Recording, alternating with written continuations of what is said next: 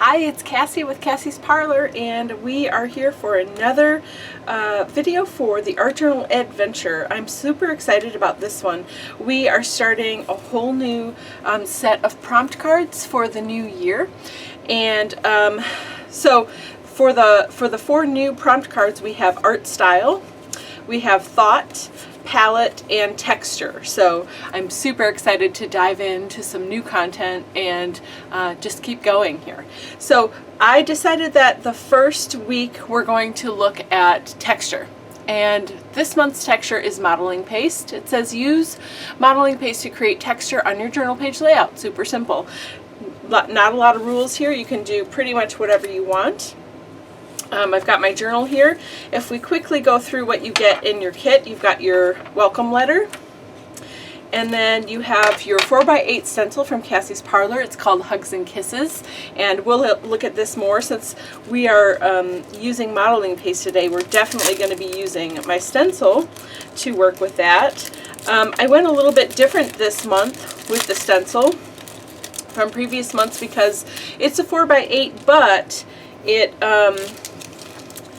it's got 2 different patterns, and I thought it would be fun to have a stencil that does dual purpose. So here I'll put it sideways so you can see. So there we go. So we've got fun marks that we can put here and there. I'm super excited to use this one. And then we also got a really awesome pack of rub-on transfers from Art by Marlene. Rub-on transfers are one of my favorite things to use in an art journal because they add some really interesting, either pattern or words or whatever, very easily, and it looks like it's just part of the page or that you drew it on there, and it's an easy win for that kind of thing. So I'm always on the lookout for good rub-ons. Great for art journaling, like we're doing here, but really you can take this and use it anywhere. So hopefully it'll just help you get thinking. And I love this set because there's lots of different fonts and ways of having letters. You don't have to just make words with these letters. I have used them before where I've just put a random letter here or there or a few as part of a background. So there's lots of fun ways to use this. Plus I love that she includes other other images. I love this kind of funky font here. A bunch of different fonts. Okay, and then the last page has quotes, which is amazing. I love the quotes. Cheer up, Buttercup. Crafters don't lie, they embellish. So lots of fun stuff in here. Art has no rules. Love it.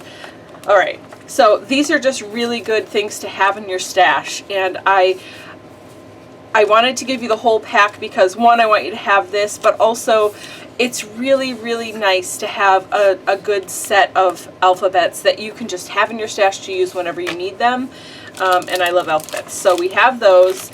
And then you also are getting 1 color of the Amsterdam acrylic ink, okay, and this one is turquoise green, but everyone got a different color. You want to shake it up before you use it for the first time, but this can be used in a million different ways, and hopefully, while we're exploring, you'll find a way that you like, but I really would like you to just keep playing with it in different ways and trying new things because there's a lot of stuff you can do with this, okay? And then I was going through my stuff and I just wanted to give you a bonus because why not? So you either got a gelato or an art crayon, like a bigger art crayon, I think from King Art. I had some extras laying around from different kits from last year, and I thought, well, it'd be fun to give you guys just a little bonus. So you got a bonus from me, so you're welcome. Okay, so that is what is in our kit this month. Today we're going to work with modeling paste. So I'm going to kind of move things around a little bit and think about what do I want to do. I have no plan for this, honestly. I just I'm just going to go with the flow and see what happens.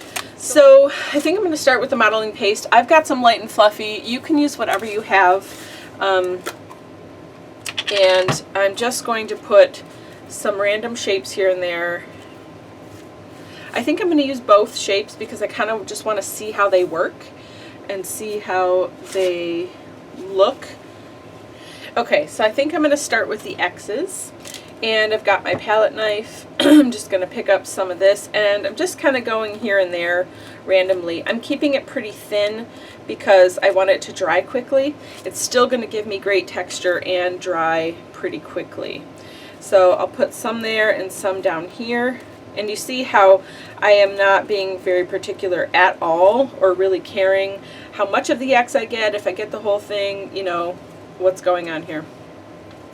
I'm going to do a little bit of the O's, the X's and O's. These are more like, these are wonky O's, but I thought it would be fun to just have them together. So, okay.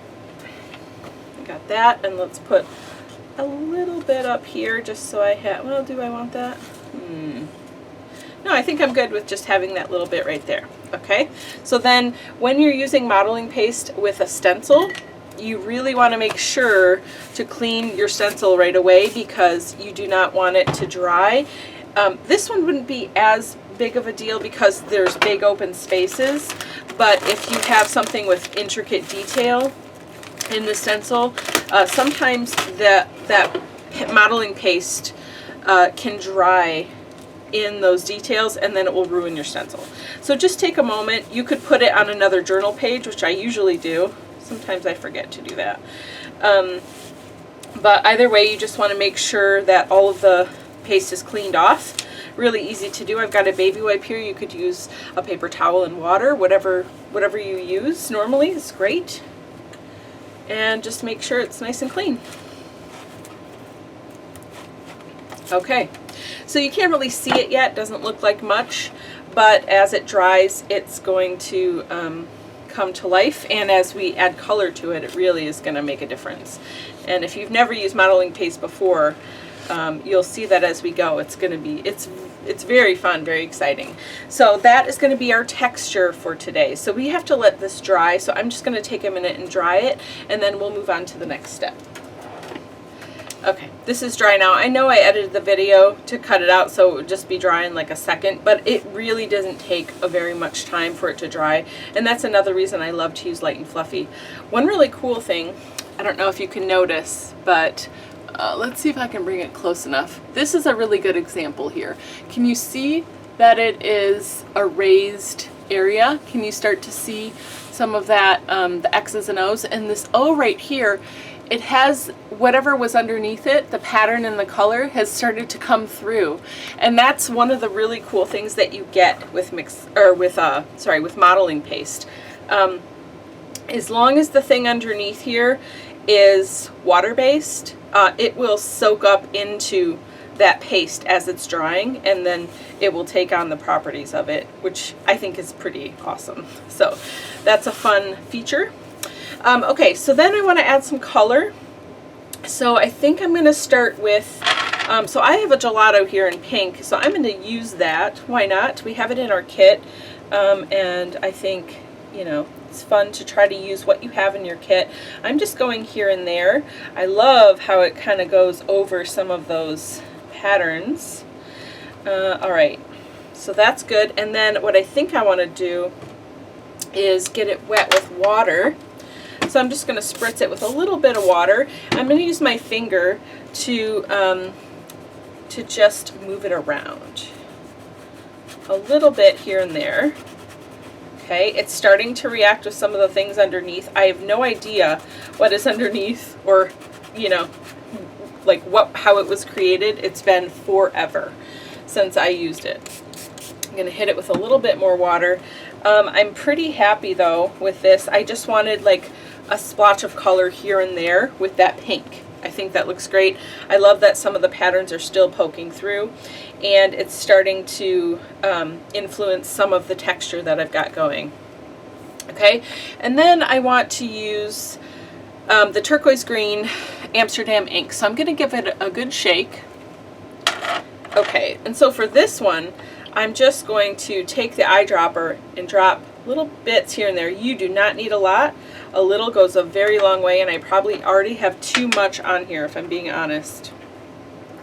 But it's okay. We will work with it. Okay, I'm going to use my brush and just move it around. You can water it down. You can put it in a spritzer bottle and spray with it. You can do a million things. Okay, so today we're just using it in its very basic form, but definitely you can do a lot of stuff with it.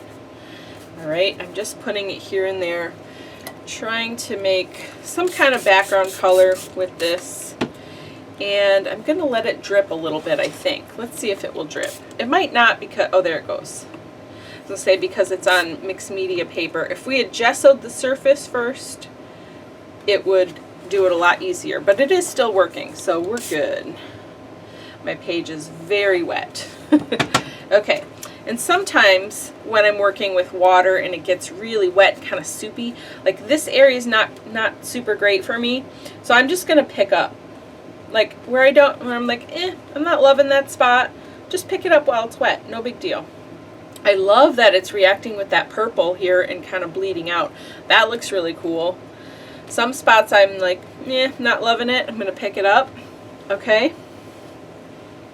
So there we go. I'm going to let it drip again. I like the drips. I don't want big pools of color. No? You know what I'm saying? And actually, I think I want more drip over here, so I'm going to put another tiny drop. I mean, a drop is all you need. Trust me. Okay? There we go. I just want a good drip going across. There. Perfect. See how that goes there? I'm going to show you up close so you can see that drip. Just making a fun, interesting background with a bunch of different colors and a little bit of texture. That's all I'm doing right now. Okay? Okay, so again, I have to dry this before I can move on because there's a whole lot going on and it's very wet. Okay, this is totally dry now. I really want all of my raised areas where I did the stenciling to be in black because I want them to stand out. They're very interesting graphic shapes. I think they're really going to look nice, you know, in black. So another way, I have a black acrylic ink. So, you know, you can use, I'm showing you different ways to use acrylic ink. I realize I have two colors here and you only got one color, but you know, this is another way you could use your ink if you wanted, depending on what color you got and what you are doing. If I didn't have this acrylic ink, I could use a Posca pen, I could use paint, I could use an ink pad and maybe run it over and try to pull up some of that texture. There are a lot of ways. You could use your crayon and just lightly brush over it depending on what color it is and, you know, if that works for you. So those are just some ideas of other things you could do to get the same effect. All I'm really trying to do is bring out some more of the detail, here, because it's kind of just blended into the background at this point. All right, so I'm going to get a brush. All right, and let's see if we can just paint it on.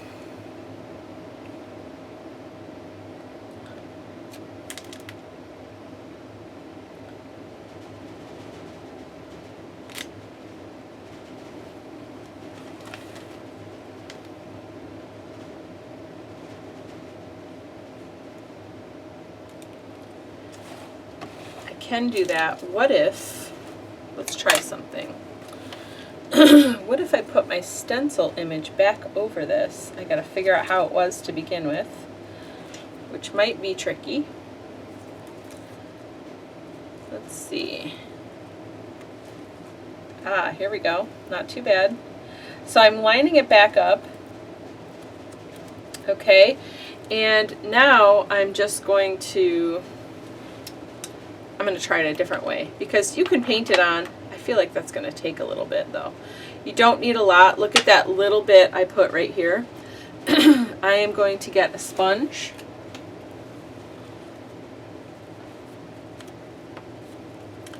And I'm going to try to sponge it on and see what happens. And it might even end up in places where I didn't have modeling paste. Get a little bit more. You can always add more, but this way you're not wasting. I want it to be really stark black.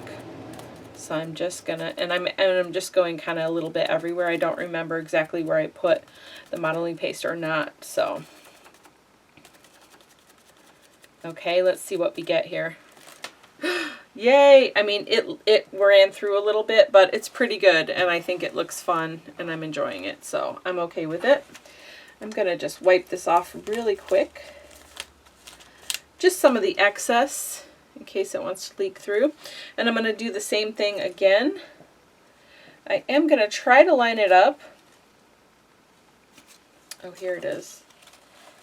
There are a couple of X's that are very distinct, so that can help you. Another thing you could do if you wanted to do this, do what I'm doing here, but make it more specific and crisp, I guess.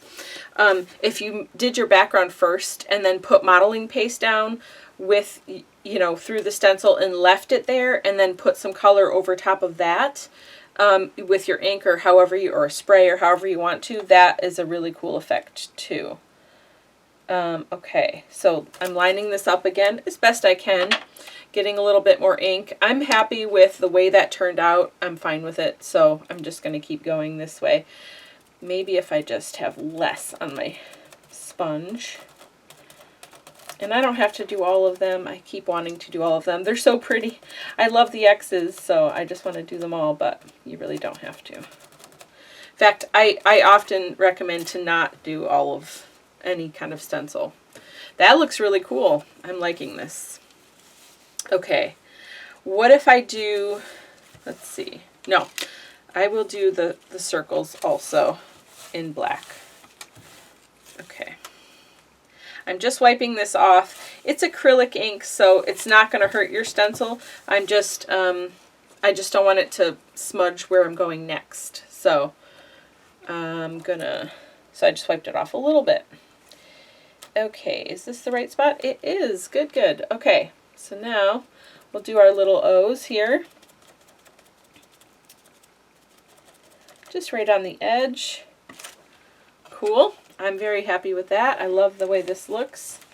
Just going to wipe that off, and I'm done with my stencil. I'm going to close this up so I don't make a mess. I think I need some white splatter here. So I've got some white ink. You could use white paint or spray or gesso or Posca pen or whatever you want. There's a million ways to make white splatter. I'm just using what I have in front of me. Okay. So put a little bit down. I'm going to try to pick it up with the brush as is and see if it's loose enough. I might need to add a little bit of water though. Yeah, I think it's kind of thick. Oh no, it's doing all right. Okay. Just need to lighten up. There's a lot of black on here now, and I love it, but I feel like we need a little bit of brightness, a little more brightness too. All right, just very funky. Okay, I think that's good as I keep going. Cool, okay, so that's good. All right, next I really think I just want to add a sentiment maybe here. I'm going to dry this, and then I think I'm going to go around with white Posca and outline all of these too. I think that will be really cool. Okay, so I've got a Posca pen, and I'm going to prime it, make sure it's ready to go. Sometimes you got to help it along a little bit. I don't know if I want to use this wider one or if I want to use the thinner one. Yeah, I think I'm good with this. This is going to help those areas where it kind of wasn't very crisp, which is most of it. I just think it looks cool to outline it a little bit. Just giving them a tiny bit more definition. Doesn't that look better already? Let me show you close up. Yeah, I think that looks really cool. It would also be cool if you took a really thin one in another color, like pulled pink or turquoise or something out of here and went on top of that and did like an inner outline kind of thing. That would be really cool too. All right. Yes, I love this. Yay. Okay, let's get let's get a sentiment on here. Art has no rules. Ooh, I love that. What if we put that right here? Okay, so to do rub-ons, if you've never done them before, I just like to cut out, there's like a sheet on top and a sheet on the bottom. There's 2 layers. Keep it all together. It keeps it protected. And just cut out the piece you want, okay? And then you're going to peel it apart and stick it down where you want it. Make sure it's dry. You do not want a wet area. You'll be sad. Okay, make sure it's dry. And then did it come with a burnishing tool or not? It should have. Let's see, maybe not.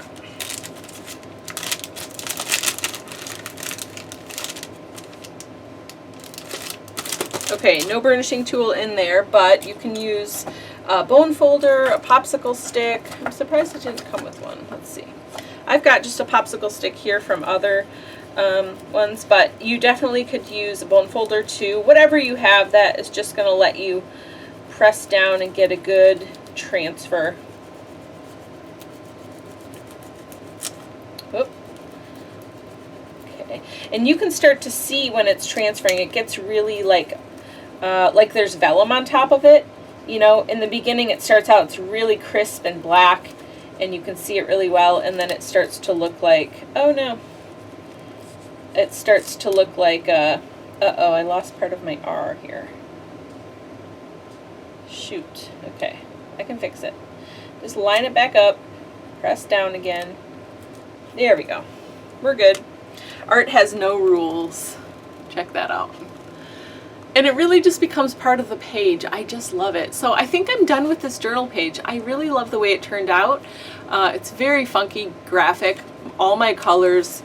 Yeah, definitely my style. So there we go. Our first prompt card for this month is texture, which is modeling paste, and you can literally do whatever you want with it. So I can't wait to see what you come up with and what you do with your modeling paste and all of your new goodies. Thanks so much for watching. Have a great day. Bye-bye.